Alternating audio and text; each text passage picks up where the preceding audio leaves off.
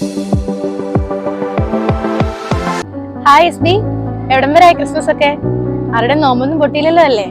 ചുമ്മാ പറഞ്ഞ കേട്ടോ, ഈശോ കൂടെ ഉണ്ട്, നോമ്പൊന്നും പൊട്ടത്തില്ല. ഞാനിപ്പോ വന്നതേ വേറൊരു കാര്യം ചോദിക്കാനാ. നമ്മൾ ഈ 25 ദിവസങ്ങളിലായിട്ട് ഒരു ഷോർട്ട് ഫിലിം കാണുന്നില്ലേ, ന്യൂക്ല 2023?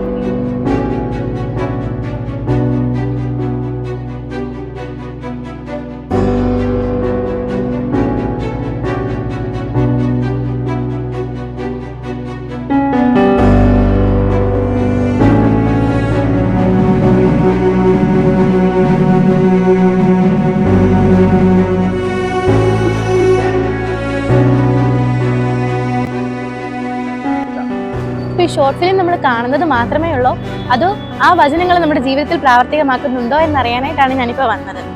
യാക്കോബ് ശ്ലീഹയുടെ ലേഖനം 1-ാം അധ്യായം 25-ാം വാക്യത്തിൽ പറയുന്നുണ്ട്, കേട്ടത് മറക്കുന്നവനല്ല, പ്രവർത്തിക്കുന്നവനാണ് അനുഗ്രഹീതനാവുക.